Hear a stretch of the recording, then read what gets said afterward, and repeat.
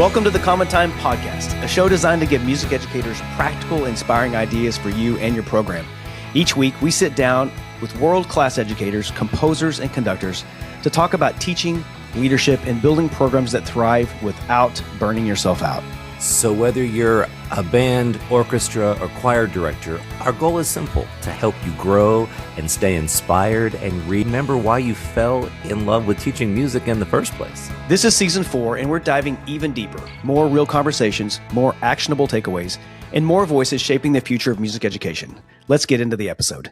Hello, everyone. This is our last episode of season 4. Welcome back. John, time flies, man. Season 4. Man, it's been a fantastic journey. We should start by thanking our incredible listeners. It's because of you that we're able to keep this thing going. And you know, just kind of thinking about it, wasn't it an amazing season? It really was. I was thinking back just about all the guests. We've had, 15 really outstanding conversations. We started with Michael Gaines, you know. We did. We had Michael on, and our guest tomorrow, I'm not going to tell you right now who it is, but like our final one that's coming out that will be released tomorrow is going to be great, I think, a way to wrap up. Aside from just hearing from us, which I think, come on here. I'm looking at our production notes here, and producers say that we're to do quick, warm banter now, John. So we should banter now. So let's banter. So I'm not really sure what that means, but well, I don't either. But here we are. So I was just thinking about your residency that you just did. Yeah. At UTA, and it was such an incredible performance. And do you want to talk about that a little bit? How did that come about? And what did you do? I'm happy to. So, well, it's a long story actually. A year ago yesterday, unfortunate news in our profession. Doug Stoddard was the director of bands at the University of Texas at Arlington. He gave his last concert and unexpectedly passed away just after that. And the university decided to create an artist-in-residency series for the following year. And they invited 6 conductors in, and I was one that was invited in. And I closed out that series. So it was kind of an honor to hold that space. And I'm an alum of the university, so that was kind of cool for me. It's very nostalgic being back on campus, and kind of ages me. But when you think about this, it's kind of weird for me. I was walking through campus, and like trees that 30 years ago were just like little baby trees, and now there's this full canopy of like luscious trees. It's just really, the campus is beautiful, and the students were magnificent to work with. They, certainly they had to have had a challenging year having 6 conductors. Every 3 or 4 weeks they have someone new in. They just really were open-minded, and we grew very quickly. It was kind of funny. We started with Salvation is Created. That's what we did at the very first downbeat. Mm. And that's how I started the last rehearsal as well. And that's how we ended the concert in honor of Doug. Mm. And it was so interesting as I was conducting in the first rehearsal, they really wanted more from me. Like they wanted to see more beats. They wanted me to be much more clear with what I was giving them. And I stopped about, 10, 15 minute measures in there, not minutes, measures. And said, you guys really are wanting more, right? You're wanting me to give you more clear information. They're like, yep, we do. I said, all right, I want you just to listen to each other and find that information internally. I'm not going to do anything differently. And what's very interesting is over the 3 weeks that I was with them, we started the final rehearsal with that piece. And it was as though we had connected. Like there was they got it. I didn't have to do anything differently. And they played beautifully. It was really, I don't know, it was a nice concert. But I also, kind of to make a long story longer, I created this app to go along with the performance, and I called it the Living Program. But it was kind of a beta test for this particular program, and it was really unique. I wasn't sure what it was going to be when I started. I just know, like after COVID, everybody, you scan the QR code and you go in, and they're looking at their phones anyway. Why don't I try to give them something that's actually interactive and that collects data before we sent out composer videos before that went live into the app, so that users before the concert could hear from the composers. They could read the notes. There was a note in there for me, but there was also a full narrative arc that the 6 pieces covered. And it kind of helped explain and connect those dots.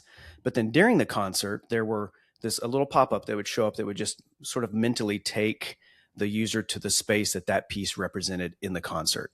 And then there was at intermission, there was a questionnaire for them to provide some feedback. There was a final sort of in memoriam section for Doug.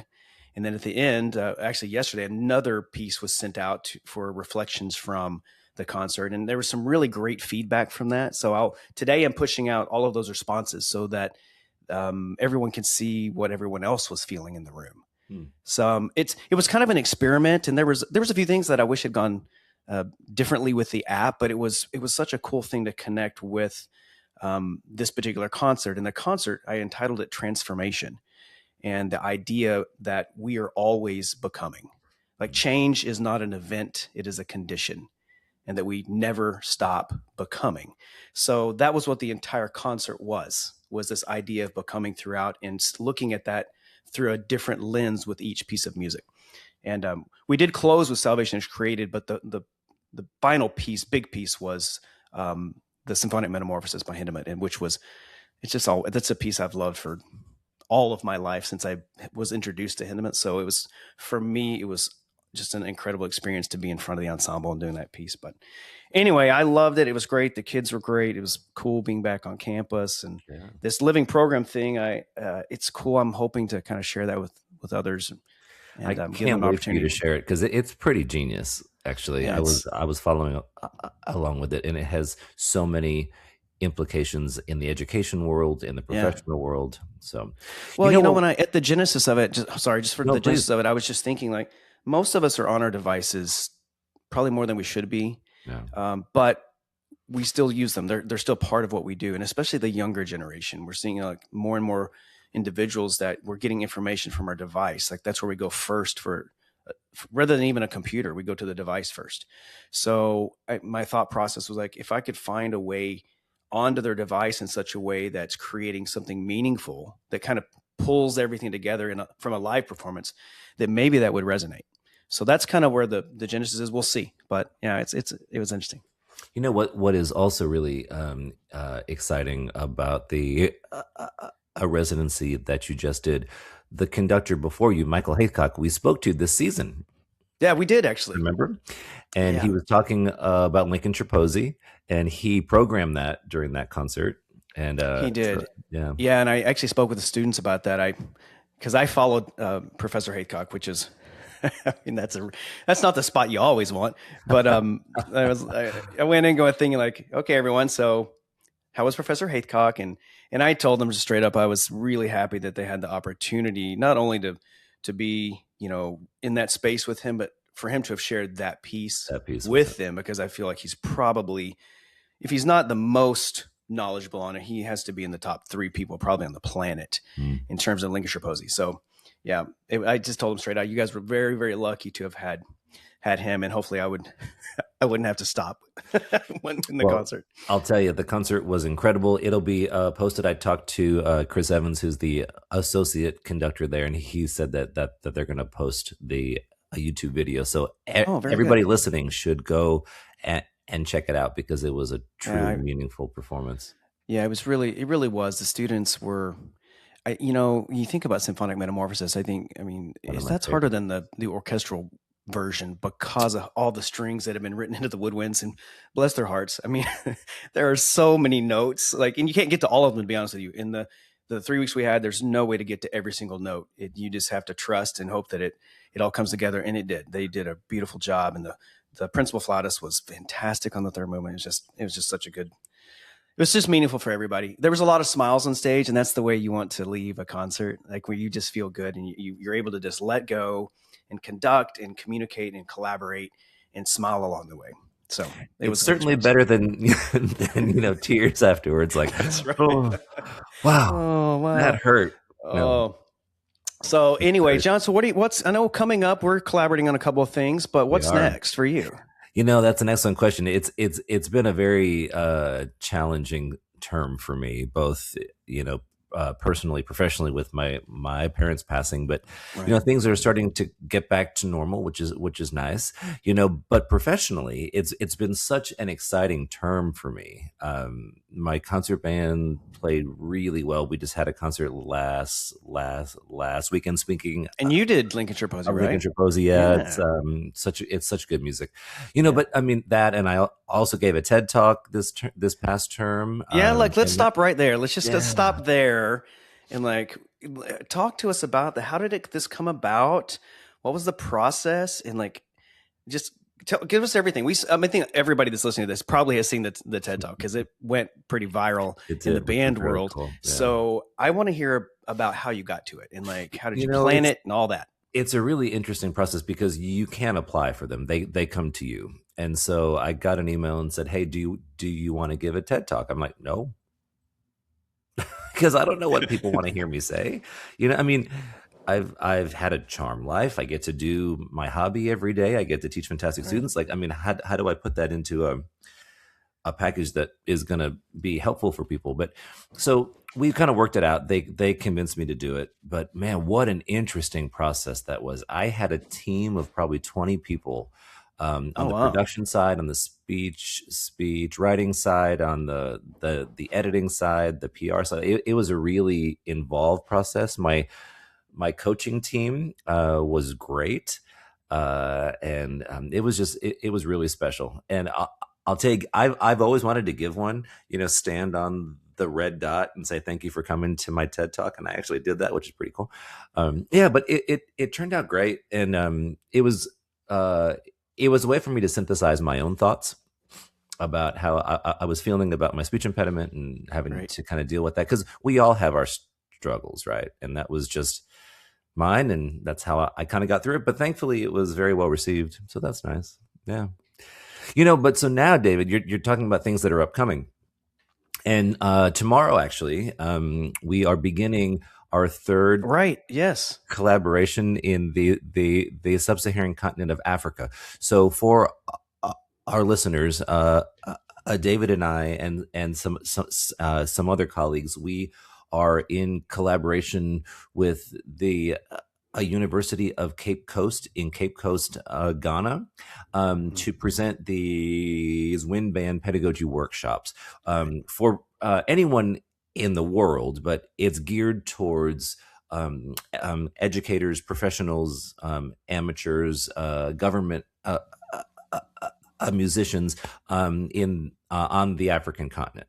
So over the past couple of years, we've been working with about 13 African countries, which has been really great. You know, we've had 61 universities involved and 29 government ensembles. So like the equivalent of the army band in Kenya or Zimbabwe or you know, that kind of thing, and hundreds of students, hundreds of professional musicians, and it's been really, really great. And so we are beginning one this time around where I've assembled expert pedagogues on their instrument, because the African teachers really want to hear about how the kind of Western approach to teaching music. Now, that's not the only way to do it. This is just our approach, you know. But so we're going to start that tomorrow. We have 3 days, and it's going to be great.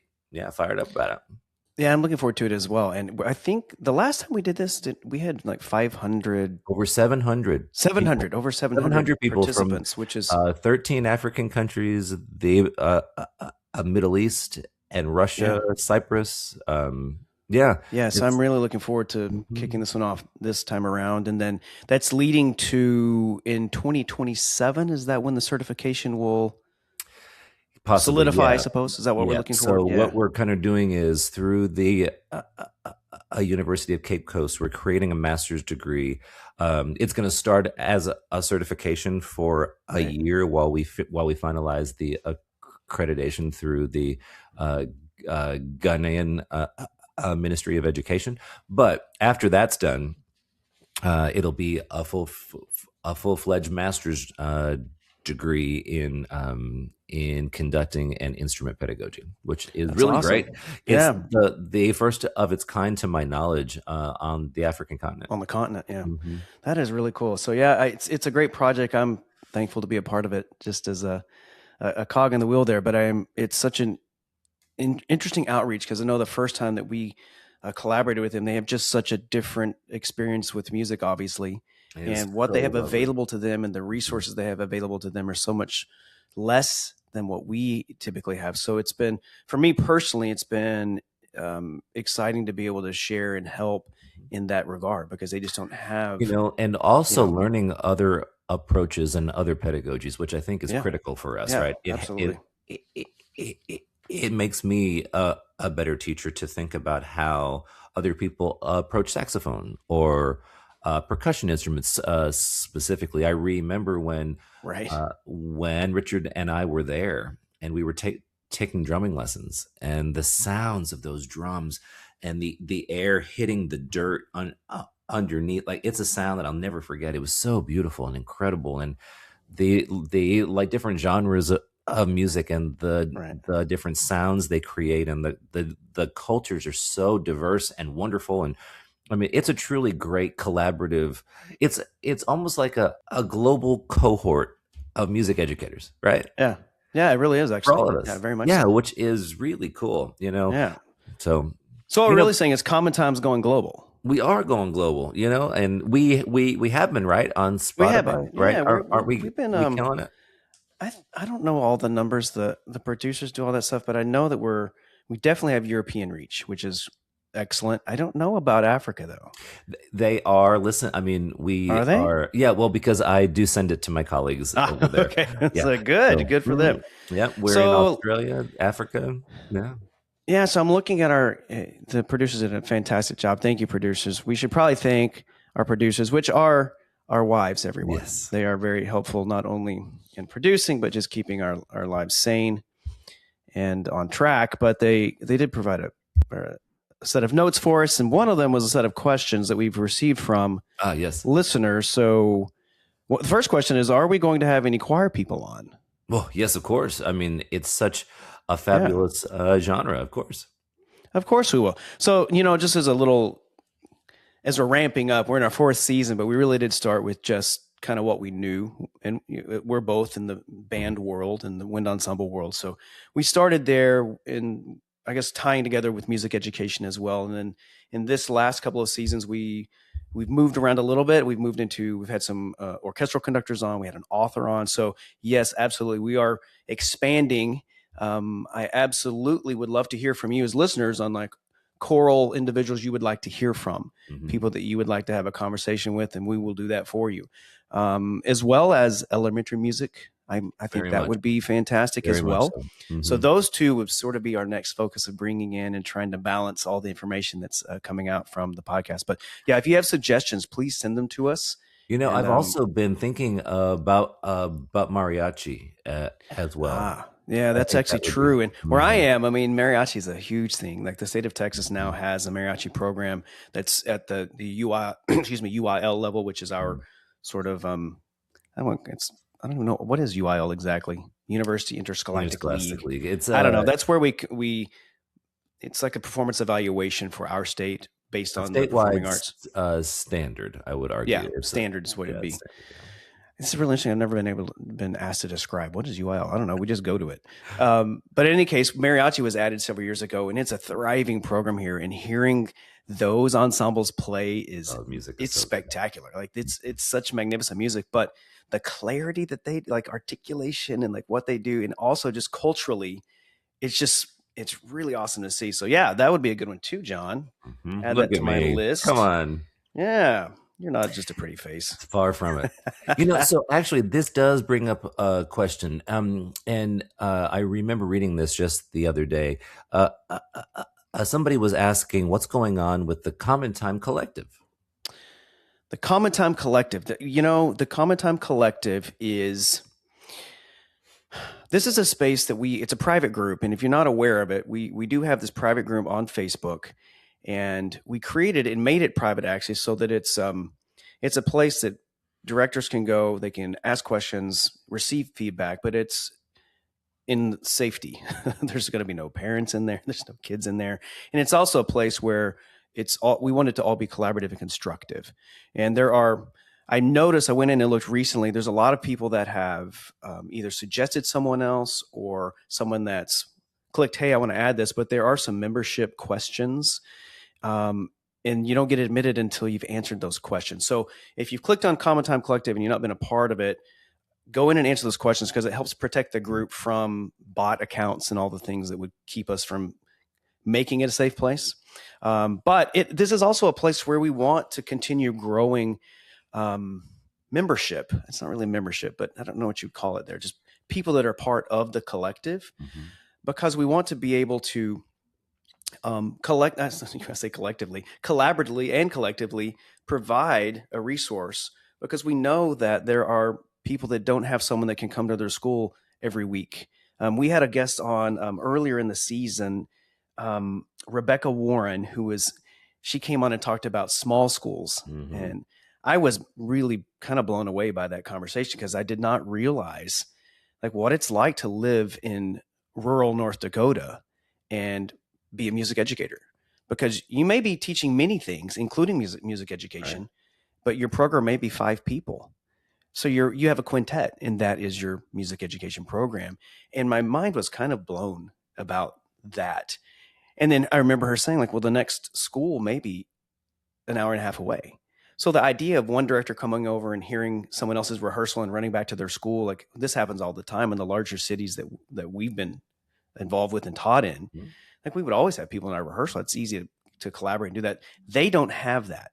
So for us, this was one of the goals in the collective, was to provide a resource so that if you have a question about, I don't know how to make my clarinet sound great here, help me.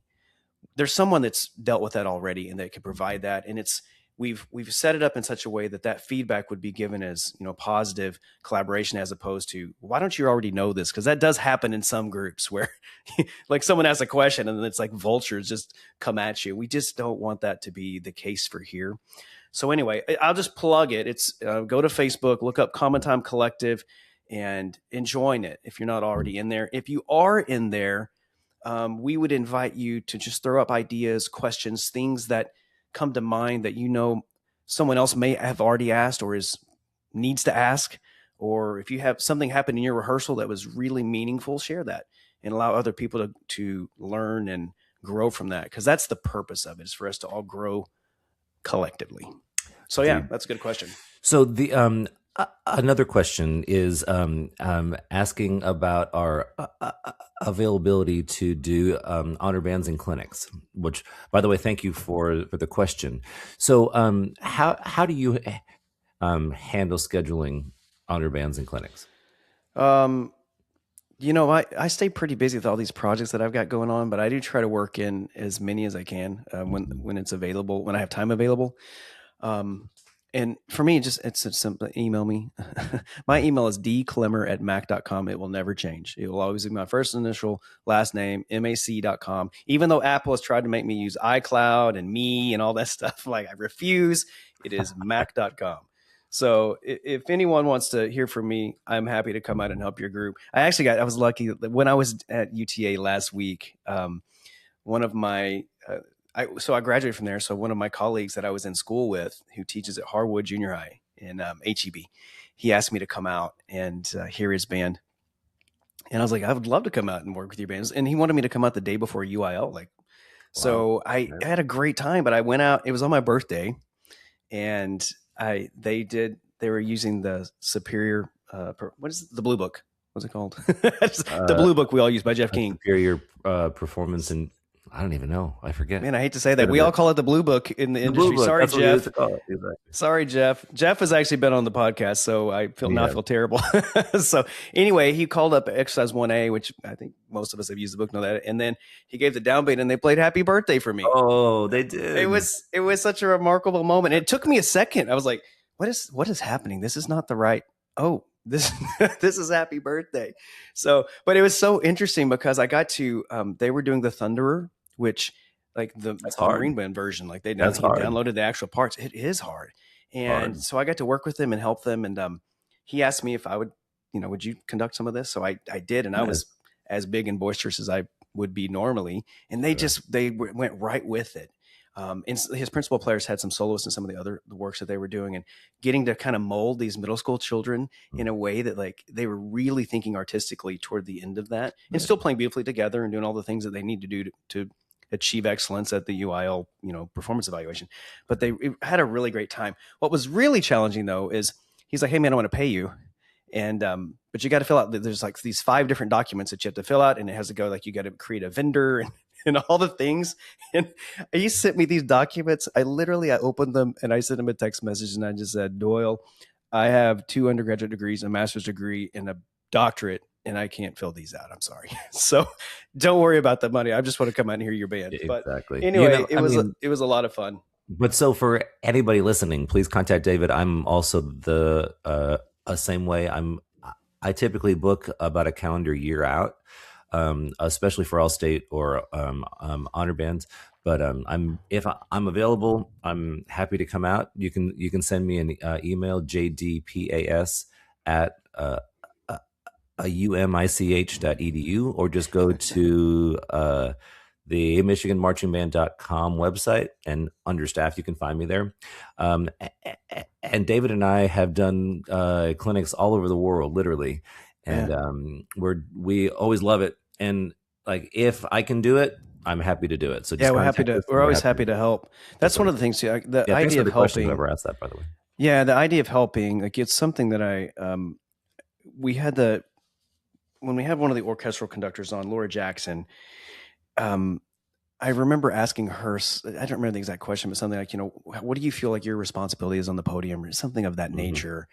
And she made it very, very simple. She's like, my job on the podium is just to help. I'm just here to help. I'm here to help the musicians realize, what the composer's intent, et cetera, on down the line. And it really got me thinking about what we do on a daily basis. We're just helping. And even when we're traveling and doing honor bands and the things we've done in Europe and with Yamaha Europe and those things, we're out really just helping.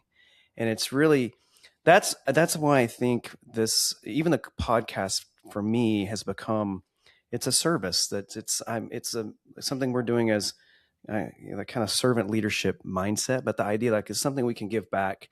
So kind of wrapping back to, it's the season 4 finale here, but really I'm so thankful that we do this because it's given me an avenue to give back and to invite other people on and ask, the questions so that we even continue to grow more. So, actually, speaking of that, I was just in St. Louis. It was a combination of a professional development session for the school district, Rockwood schools, and so we did a PD session, and then I did a conducting symposium with some of their teachers, and then a 2-day honor band. What a neat setup that was! And I'll tell you, there's really, really fantastic music education going on in St. Louis. I mean, I was floored by that, and such a fun thing, But if anyone's looking for PD sessions or for anything like that, we're always happy to help those. Yeah, that's a cool model too. To have both, great model, and with the conducting, that's something that's very interesting to me too. That and we have degrees in conducting, so it's something I think we're pretty comfortable with now. We've been forced into very uncomfortable situations where we had to become better on the podium, those kinds of things. I'm not going to say I cried, but I did. There was times the tears flowed every day. Yeah. But, as music educators too, you take maybe 1 or 2 semesters of conducting, and then you go out and you spend the rest of your career teaching, but you got your instrument is the baton, like what you're doing with your body, your hands, your eyes, your face. You get a semester or 2 of that, and then you have to go out and you do it for 30 years. And the idea of continuing to hone our own craft, those of us that went back to school, we forced ourselves into those situations. But man, I don't really see a lot of opportunities for educator level people to really hone that craft. In a way that's safe and the environment's helpful. I don't know how we can help with that, but what you just said, having a professional development that actually does also work with conducting is such a great idea to do that. Because most professional developments that I've been through they're kind of nuts and bolts. There's not a lot of hands-on. Let's move. Let's talk about, let's take a score out, and how would you do this? How would you move this line forward visually? That's not something that's really done a lot. Maybe that's a good opportunity to. What was really cool about it was they had an ensemble of students, so it's not professional players. Yeah, it was real, right. And having to deal with how real their body issues. Moved. Yeah, because this wasn't score steady. This was just Do I give a downbeat? Does sound come out? Yeah. And How how does it come out? How am I the affecting that? the how was the Yeah. most eye-opening part. I had two conductors on the uh, podium during the session because it was whoever wanted to. So it was okay Right. if people didn't. But um, it was really interesting, right? To Yeah. see, because like, wow, do you hear the pulse problems? Yep, that's all you. You know, but Right. we've all been there. Trust me. So it Yeah. Yeah. I mean, do you remember back in school, like, wow, why does the band sound that way? Why are you doing it that way? I remember the first time I stood in front of the symphony band at Michigan, and I forget what Hindemith concert music. I don't remember. Possibly, I can't remember, but it was something substantial. And I gave a downbeat, and I was like, well, they did exactly what I showed. Right. And as Professor Haythcock would say, well, you got the good news and the bad news. They gave you exactly what you gave them. So I'm like, okay, but you learn really fast, right? Yeah, And you do. that was a very eye-opening lesson for me in a very short amount of time, but it was Yeah, great. absolutely. So, yeah. That I think, when you go through graduate degrees in conducting, we have some moments like that. I mean, I told a few stories to the students even at this residency about my experiences and things that I learned in my doctorate. It wasn't all just about, how you move. It's, how I breathe. Oh, sure. I don't breathe like an instrumentalist when I'm on the podium. It's very different. And being able to breathe like that allows me to be more relaxed, but also it allows sort of more, I'm going to use the word breadth, which is kind of weird when I'm talking about breath, but it's just this more open feeling versus when you take a breath as an instrumentalist, like you're trying to get air in your body so you can do this job. That's not what that is as a conductor. It's different. If I breathe a certain way, it creates tension in the players, right. And they give that back to you, even if they don't mean to. It's involuntary. It just happens. It's this relationship of what they see, and then they replicate that. And I think sometimes we just don't we don't realize how much we're doing on the podium that's making it more difficult for our students. So when you go back to the idea of helping that, Laura talked about, like, are we helping or are we not helping? And I'm going to get on a soapbox just a tad bit because this fires me up. Most of the time, most of us, how we prep the beat, the speed, space, and weight as the tip of the baton goes up and comes back down is out of time. We approach the preparatory beat and downbeat not in the even flow of time. Therefore, the players have to guess. Yeah. They have to, right? And so I'll tell you, that drives me crazy. And so I talk to my conducting students about this all the time. I'm like, nope, cut. What was the problem? Too fast. And oftentimes it's too fast. You go up too fast and you then drop at a different rate of speed. Now, it's different speed, yeah. Because to have pulse, you have to have two events, right? You can't have one because you don't know exactly what the pulse will be after. So the time between two events. So the speed with which you touch both has to be the same. Now, how you approach that with intention and style and tempo and all the things, but if those two things aren't in time, the band's not going to play together. It just won't. Right. So for anybody listening, really pay attention to that because that's a really big deal. The preparatory beat. It is preparatory beat, and it speaks volumes. We weren't going to talk about it. Conducting is not on my list. I'm looking there. Conducting is not on our show flow, but it is so important. And since you mentioned the professional development aspect, because I've given professional development, and a lot of those things, the ones that I've been doing recently are much more about culture and how we build trust and belonging within rehearsals and so forth. And I think it's more important than conducting. It's important, like what's happening in the room and how we're creating a relationship with our students so they feel safe, they feel willing to take a risk, willing to speak up and tell us how they're feeling and thinking. So they're a part of it. So it's not just all coming from the podium. That said, the information that is coming from the podium, if it's nonverbal, and it should be, like great communication by and large is nonverbal. It's absolutely nonverbal. At least, if you're talking about it in music, especially. So our, I guess, focus on being better movers and conductors is really important if we are wanting to create an environment where that's working symbiotically with our students. Because if we're doing it in a way that's causing friction, they're working through the friction on their own and figuring it out. And that's just going back to Lori. It's just not helping. So we have to focus. Sometimes you got to turn the camera on you. And I'll just tell you, it's not that I'm on the soapbox, but just a little bit on the soapbox. Record your rehearsals. Yes. Video record them, not just audio. Like I know we do the audio. I'll do audio and I'll make copious notes, send them out to the students. Yeah, but videoing myself, and I see a lot of things. Not only how I moved, how much did I talk during the rehearsal? Mm-hmm. Could I have said that in 4 words instead of 40 words? Those kinds of things become very clear when I video. And it's so easy now. Put your phone on the side, on a music stand, and hit go. And it's so easy, but you will learn so much about your own teaching, I think, about your own movement. And I think sometimes we're afraid to do things like that because we're afraid of what we might see, what we might find out. It's like even doing a podcast like this, like we decided to do this podcast and we just did it. But if you go back and look at our first podcast, we were not skilled at this. Good. It was to me, I watch it, I'm like, oh, that's uncomfortable. Sorry, Jerry. But sometimes you have to. Jerry Junkin, thank you so much.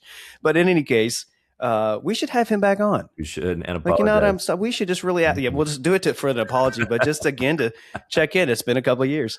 But I really do think that it's important that we turn the focus back on ourselves sometimes to ensure that we are helping. Are we actually giving information that's helpful? So I'm kind of glad you brought that up. Yeah. And, also video your concerts. I just videoed mine. And I mean, we're all human. We make mistakes. And I accidentally moved in a way in the fifth movement of Lincolnshire Posy.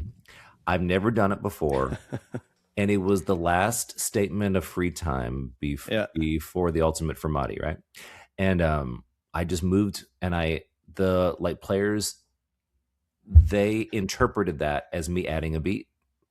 So for about 3 seconds, it was a little rocky. I was like, and it was absolutely not them. It was me. Just because of how my body was moving, and I was just doing, because you're in the flow of the moment and all the things, and I don't know what happened, but it was all me, right? So how you move really matters. So I mean, take every opportunity to video yourself and to learn from it, because I mean, it happens to all of us for sure. Yeah. So I videoed my last performance, except for our good friend and colleague Chris Evans forgot to turn the camera on. Oh, Chris, throwing him under the bus. If you're listening, I'm sure he's going to listen to this. Now, to his credit, he was doing a ton of stuff. Like he had to rehearse all 6 conductors that came in. He had sort of 2 days to get the music out to them and so forth. So Chris had a couple of days with them, but Chris had to learn all that music in 6 programs of in-depth literature.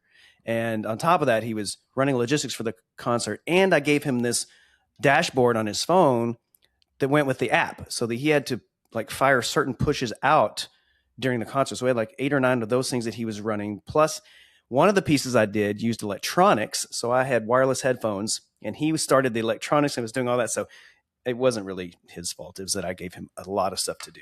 It's marginally his fault. Okay. So maybe it's Chris. So anyways, what were we talking about before Jerry thing? About music recommendations. Let's just shift gears. Do you have any pieces that you found or that people should know about? Well, I just did this piece on this concert, the 2 poems of Robert Frost by David Campo. And so Dr. Campo, I first heard the piece last semester, and I ended up programming it for an honor band in the Austin area. And the kids did so well on it. I mean, it was such a cool, the piece is, gosh, it really is if you know Robert Frost's poetry, it's almost all saying the same thing. And it's sort of an inward look about change and where we're going. Like the 2 roads, I took the one less traveled, kind of the idea of what you choose in that moment. You're leaving something else behind. You're choosing something else that you're not going to do. And all of it kind of, the man that's looking into the snowy woods is sort of contemplating where he's at. They kind of all revolve around this idea. So it fit really well with our program and the idea of never stop becoming. But the piece itself, it's not really a literary necessarily a response to it. It's much more the feeling that those poems, I guess, generate. And so I had David Campo come out, and he recites the poems before we play each movement, and I find it really moving. And David, if he can make it to a rehearsal or performance, he is so open to coming out and working with the ensemble and in providing his his vision of what the music was and why he created it and what it means, and then to have him read it. He's not reading it; he's reciting it, but he does it in such a way like there's a passion for what it is, and it's a really unique experience. But the piece it's a beautiful piece, and I'm looking forward to more from him because he has another piece that he told me. I saw him this last week, and he is literally putting like the dotting the I, crossing the T's. It should be done probably. I was like, how much longer? Like next week, done. Great. So I'm really looking forward to that as well. Yeah, coming out. But yeah, that would be the piece that's kind of comes to mind right up front. I look forward. What about you? I'm going to program that actually next year. Yeah, for sure. I've been with the honor bands that I've been doing this past cycle. I have discovered Carol Britton Chambers music more than just cursorily, and her stuff is really good. So for anybody listening, like at about a grade 3 through 5, it's really, really well constructed. So I highly recommend that. I also rediscovered chorale and Hallelujah. The Hanson. And I love it. I haven't done it in 20 years. And I have it programmed for this upcoming fall because I'm just getting my concerts ready. And I'm going, this music is so good. So good. Yeah. It's kind of like if you haven't done the first suite or the Holst suites in a while, you go back to it, you're like, wow, this is such good music. Yeah, right? It is really good music. Such good music. It brings back memories. When I was a senior at UT Arlington, Ray Lichtenwalter was the director of bands, and I actually got to see Ray at my concert last week. And man, I tell you, it was so great to get a big hug from him. He put his forehead to my forehead, just gave me a big hug, and it's just such a meaningful moment. But Ray would have a one-day conducting symposium for high school directors in the area to come out, and he would bring in good people. Like we had Mallory Thompson one year. The year I did it, well, he asked one senior student to also conduct. So per each year, one of us would get an opportunity. So he asked me to do that, which was a real honor because we had H. Robert Reynolds, who recently passed away, and he's such this pillar, within not just band, like really much more globally than that, but in the wind band conducting world, like he's it's him and Fred Fennell. But so I was in the symposium with Bob Reynolds, and I did Hymn Song of Philip Bliss was the slower piece that I did, which it was really meaningful the time I had with Bob on that work and how he looked at Robert Redford versus Robert De Niro, and the three Roberts he had, like these he would use to describe kind of how our personalities are, and maybe the music is a different personality and we have to become the other actor. Mm-hmm. But I also had to do Chorale and Hallelujah. So that was my other piece on the concert. It's just such good music. Yeah. That's a long way. One other piece that came to mind, I just thought of, I wasn't really familiar with Rosanna Galante. Do you know that name? Oh, yes. Fantastic.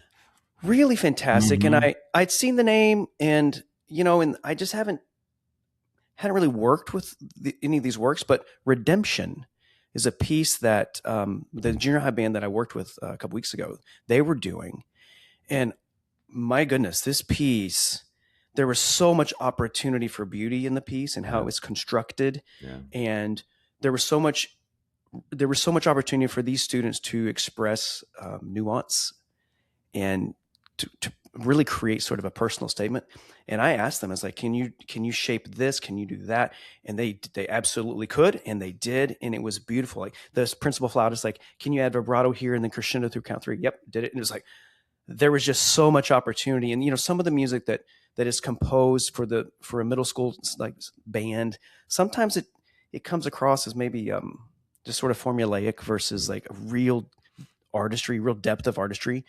And I really, in that piece especially, I could just sense just the depth with which, like what the composer was communicating and the opportunity there for the younger students to actually do that and be successful doing that. Of the things that were on Doyle's program, it was my favorite. It was really, I was like, man, I love this music. And I wasn't familiar with the piece. I would program that at the college level. Like that is good music. So anyway, that would be my other piece. That also reminds me, I was doing Julie Giroux's a Mambo Pero Loco. Yeah. Do you know it? I've heard it. It's a great piece. Yeah. Like it's a great piece. It's fun. And for people listening, you should check it out. It's harder than it looks, but it is it's an outstanding piece of music. So yeah. So do you have what else, John? What's that? What else? What do we got? What else? So what's next? What else? I can see on our show float here. We're going to talk about how grateful we are for you, the audience. For me? For listening. Well, yeah, obviously for you, nerd. You got to be grateful for me. Come on, I'm John. grateful. I'm very grateful. I'm always grateful for you. But I mean, this has been. We hear from people at the strangest times. Like I was walking into the School of Music the other day, and all of a sudden I turn around because like someone's screaming at me from across the parking lot. What's your favorite time signature? Yeah, that's what's funny about it. That same thing happened to me at UTA. One of the people in the second band, I rehearsed that band. Chris had to be out of town for something. I think he was conducting an honor band in Tennessee. And he asked me to step in. I was like, yeah, happy to help. And one of the, hey, what's your favorite time signature? I was like, well, since you asked, which is just funny, like people are listening. It is so cool because when we started this, right, it was just an experiment just to see, because we're just trying to help people, but I think we are trying to build, and we are successfully building a cohort of global music educators, because we're all trying to do the best for kids possible. That's the whole point in this, right? Like we get to teach music and help students. And I think that is such a beautiful thing.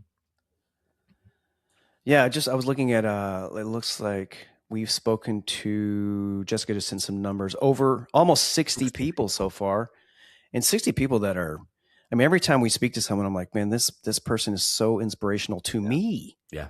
Like, I walk away being inspired by the information and more thoughtful about what I'm doing when I'm on the podium, or more thoughtful when I'm looking at a score, or more thoughtful when I'm talking to musicians or students, or it's all of these things have really helped me grow. So you're right. We started this kind of as an experiment. Mm-hmm. I don't know if you remember, but I was driving. Theresa was in the passenger seat. We were driving to Dallas, and I looked at her and said, I really want to start a podcast.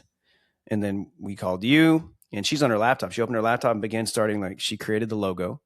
I was like, well, we kind of went through names and titles, and somehow we came to, how about Common Time Podcast? Because the idea of kind of commonality and I don't know, but it kind of, it resonated. And we're like, well, let's do it. And then that, went to well, who do we get? What are we going to do? And I remember reaching out to, the first guest, we've never done this before. We don't have a podcast. We're reaching out to Jerry Junkin to be on our podcast that we don't have, that's a weird place to be. And now 4 seasons later, 60 guests later, I am really excited about the next, what's upcoming. And I'm going to kind of include the collective there, because I think the collective, when we were talking about, in that car ride, we were talking about, it's like, hey, we could start this as a podcast, but perhaps it could grow into something that would then create a space for music educators to collaborate, to talk to someone that did this piece, or a piece of music last week in New York, and you're doing it in California, and to be able to collaborate globally in a way. So I'm pretty excited that we, not only have we survived 4 seasons, and we've had, I think our guest list has grown in really unique ways. One of my favorite conversations from this year was with Sam Quinones. Yeah. Which we did that book, the little tuba, the perfect tuba. I've got it still right here. Mm-hmm. And, that was kind of an accident when it happened, because I got a book review email, and it had that on there.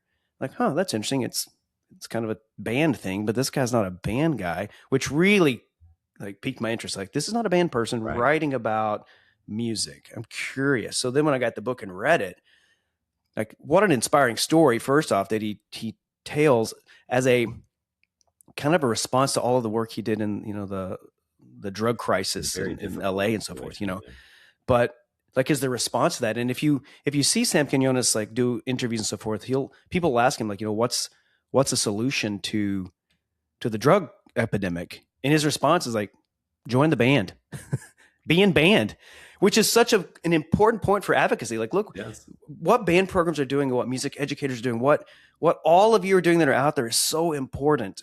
And this podcast has sort of now become, I hope, to be something that globally connects us all together. So I'm really excited about that. Also, if you haven't read the book, go get that book. Go to Amazon, The Perfect Tuba, Sam Quinones. It's an inspiring book. There's parts of it that you get teary hearing about stories. Yeah. He talks about the Lopez High School band from down in the Valley and winning honor band in the state of Texas, which is the honor band in Texas is it really is the highest honor for wind ensembles. But this was a group that right across the border, like some of the students that were in that band, probably, I can tell you, they didn't speak English well, and rising to the level of the highest performance, like not from big Dallas, Fort Worth, Houston, Austin. This is a little band from Lopez and being honor band. And I was at their performance at TMA when they performed the next year. I mean, I got to tell you, Sam, his book encapsulates that so well. So anyway. Also, speaking about books, everyone should check out the book "Oh Say Can You Hear" by Mark Clegg, who we spoke to, and especially as we approach the 250th birthday of America this coming year, and what a fantastic conversation that was. Yeah, and if you haven't gone back and listened to Mark Clegg, he's a musicologist, and sometimes, some people that we have on, they have a lot of notoriety like immediately, and people go listen immediately. And then sometimes like Mark Clegg, I don't know who that is. You got to go listen to this one. Like, he's the world expert on the national anthem, Star Spangled Banner. But in that conversation, I learned a lot of things about the Star Spangled Banner that I did not know. And some of the things that I thought I knew, I was immediately shown that that's incorrect. That's not what you think it is. So go listen to that. I think you will enjoy that in his book as well. Yeah. Oh, Say Can You Hear? Mm-hmm. Oh, Say Can You Hear? There's another book that's out. It's distributed by Chose. It's called The Directed Listening Model. I don't know if you've heard of it. I think you should check that book out too. I think you should also check that one out as well. It's really good for ensemble musicianship. And really, if you're on the podium, how do you dissect live sound? How do you prioritize live sound? But it's set up in a way that's, I think if you look through it, you'll find something that will change your rehearsal immediately. And so if anyone that's a good book. Yeah, it is. And if anybody wants a German version, there's also one that's there is a German version. So you can. I have it. I have a few extra copies actually. I'll just send you one. Me too. Actually, I have a whole box of them because I can't read it. They sent me 10 copies. Like, I can't read any of these copies, but I have them, which is really interesting. They sent these to me. Like, what am I supposed to do with these 10 books? I'll probably just move them from house to house. It is funny that we published a book that we can't read. And we published it first in Germany, which is even we published a book crazier. And our co-author there is Christoph Breitach. Hello, Christoph. And he translated we all collaborated on the English version first. So, and then he translated into German. So we actually don't know if he translated what we said. It could be something completely different. We don't even know. Silly Americans. That's right. Anyway, what else? We probably should wrap up here pretty soon. I think we're at the part of our show flow where we have a call to action, because we have a couple things that we would love to have the listeners do. Yeah. We started this thing called Standing Ovation. I don't know if it was last season. I think it might have been last season before. I'm not sure. And we had some really good, initially we had some really good standing ovations. And that's a little segment at the beginning of our program where we want to recognize the wonderful work that you and your colleagues are doing in public music education. Or private music education and music education in general. And we were honored to share that, those little segments about people that are doing great work. And we have not done a fantastic job of reminding listeners that that's available. So we want to just do another shout out. It's always linked in our show notes. If you scroll down, it's always down there. It's an opportunity. if you see someone doing great work, share their story and then allow us to share that too. We've had a couple that went out that the school districts picked it up and it got published, and like superintendents are hearing about this stuff. I think that's always good for advocacy. If we can help shine a light on the good work you're doing and that gets pushed out to your community, everybody wins. So that's what we'd like to do, and like to see as many standing ovations as we can possibly fit into a season. So that'd be the first thing as a call to action, like send us some people that you want to celebrate. And there's also a listener survey that'll be going out. Do you have specifics on that? I do not have specifics on that. All I know is that I think it's going to be in the show notes. The producers are shaking their head somewhere going like, would you just read the, I'm pretty sure that it's in the show notes. And I do know that it's just, I haven't seen the form exactly, but it's the same thing that we've been doing. We want to hear from you. What's working? She said yes, it'll be in. Okay, producer just said yes, it'll be linked in the show notes. Her text is becoming shorter, which means she's becoming agitato. That's right. She did say stop saying call to action. Well, I don't know. I thought we were doing that. This is not a call to action, everyone. This is a suggestion. I don't know what it is. It doesn't matter what it is. We would like for you. Now she's got 3 words, and it's not I love you. In any case, we got to wrap this up. Do you have if you have any questions for us, please be sure to shoot us the questions. We would love to talk about it, or also topics, and be sure to share this with your colleagues. If you think it's worthwhile, spread the word, literally. So now we're looking at season 5 to see like, what can we do next? How much further can we reach and help as many people as possible? And it always helps if you like, and then you comment, and then you share. All right. So if you can do that, that'd be awesome. I'll tell you. The last thing is, go ahead. I was just going to say, speaking of season 5, I'm fired up for it. Yeah, I am too. I am. But we also want to hear from you. So that would be our last not call to action. So she's going to be real mad at me after this. Our last thing we want to ask of you is to send us some questions. Like, what would you like to hear about? Who would you like to hear from? Mm-hmm. We do get that information, and we do put it into like our database of like, okay, how do we build out this season? And we're currently working on building out season 5. We want it to be something that matters and works and provides the information that you need.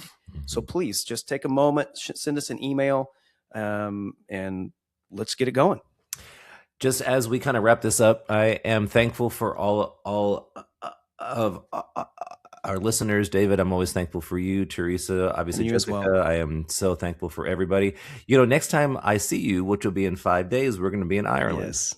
I cannot wait. Mm-hmm. We'll see each other in Dublin. Yes, we will have an episode from the cliffs or something. We'll figure it out. Yeah, I think we'll probably shoot some video over there with Guinness or something. We'll see. Yes. But anyway, season 4 is a wrap. We're done.